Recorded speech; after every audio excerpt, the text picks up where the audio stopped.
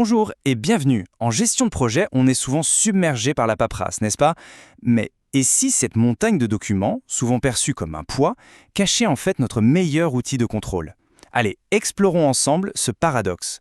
Alors voilà la question qui tue, celle qui hante probablement tous les chefs de projet. Pensez-y, on a des plannings super détaillés, des méthodologies bien rodées, des plans qualité, nickel, tout est validé. Et pourtant, une fois sur le terrain, rien ne se passe comme prévu. Alors, qu'est-ce qui cloche? C'est quoi ce décalage entre le papier et la réalité? Pour y voir plus clair, on va faire un peu comme un médecin. D'abord, on va poser un diagnostic, en identifiant le symptôme, ce fameux paradoxe documentaire. Ensuite, on va creuser pour trouver les causes profondes du mal, et enfin on parlera du remède, d'une solution qui pourrait bien changer complètement notre regard sur la documentation. Allez, on attaque le paradoxe documentaire. Qu'est-ce que c'est au juste? Eh bien, c'est cette situation super frustrante où on produit une tonne de documents, mais qui n'ont finalement aucun impact réel sur la manière dont le projet est mené au quotidien. En fait, c'est un vrai cercle vicieux. La documentation devient juste une formalité, on la rédige pour cocher une case dans un contrat, on fait du copier-coller de vieux projets, et le pire, c'est qu'elle est souvent produite après la bataille, une fois que les décisions ont déjà été prises sur le terrain. Résultat, elle ne sert plus à piloter le projet, mais juste à justifier ce qui a été fait. Et là, on touche au cœur des problèmes.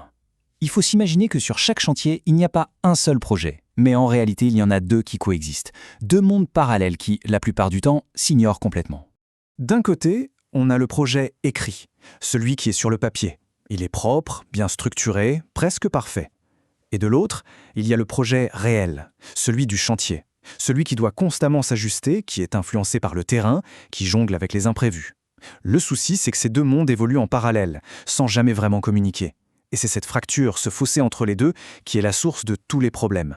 Attention, soyons clairs. Le problème, ce n'est pas l'adaptation en soi. S'adapter, c'est vital sur un chantier. Non, le vrai problème, c'est qu'on oublie de documenter cette adaptation.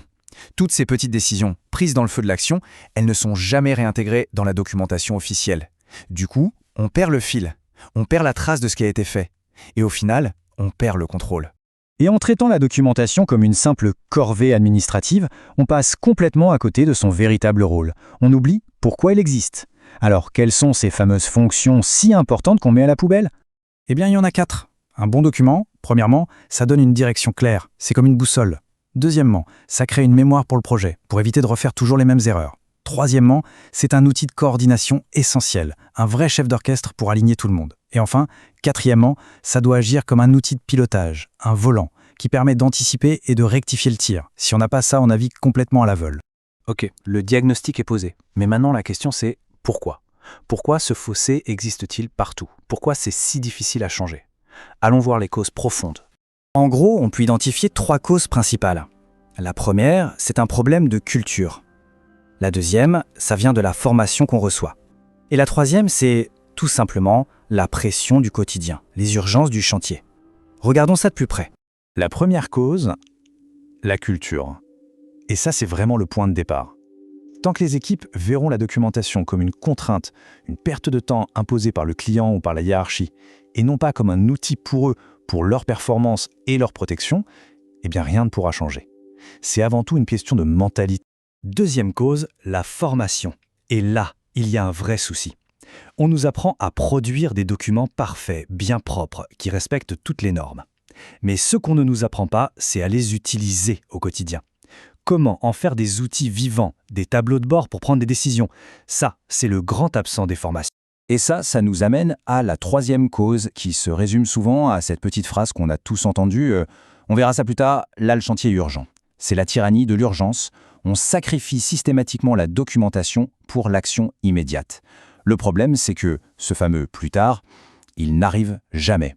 Et les erreurs qu'on n'a pas documentées, elles finissent par coûter bien plus cher à réparer. Bon, on a bien cerné les problèmes, passons à la solution.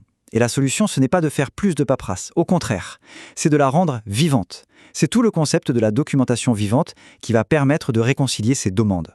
Alors, qu'est-ce que ça change concrètement une documentation vivante? Eh bien, quand les documents redeviennent le miroir fidèle de la réalité du chantier, tout se met à changer. Les décisions sont tracées, donc elles sont assumées. Les risques, on les voit venir, donc on peut les anticiper. Les équipes se mettent à parler le même langage, ce qui diminue forcément les conflits. En bref, le projet devient enfin lisible, clair pour tout le monde. Mais pour que ça marche, il faut un dernier déclic, un changement de posture, peut-être le plus important de tous. Il faut arrêter de voir la documentation comme une simple tâche administrative qu'on peut déléguer. Parce que, et c'est ça la clé, utiliser et faire vivre sa documentation, ce n'est pas de l'administratif. C'est un véritable acte managérial. C'est une manière active de piloter, de prendre des décisions et de garder le contrôle. Ce n'est pas une tâche annexe, c'est la responsabilité numéro 1 de la personne qui dirige le projet. C'est son outil de pilotage principal. Et on va conclure avec cette idée, qui est vraiment essentielle. On a souvent tendance à croire qu'un projet mal documenté est un projet plus souple, plus flexible. Mais c'est une illusion totale. Un projet mal documenté n'est pas flexible, il est tout simplement incontrôlé. La vraie agilité, ce n'est pas de subir le chaos, c'est de s'adapter tout en gardant la maîtrise. Et pour ça, une documentation vivante, ce n'est pas un fardeau, c'est le meilleur allié qu'on puisse avoir. Architect Training, l'amélioration continue, notre culture.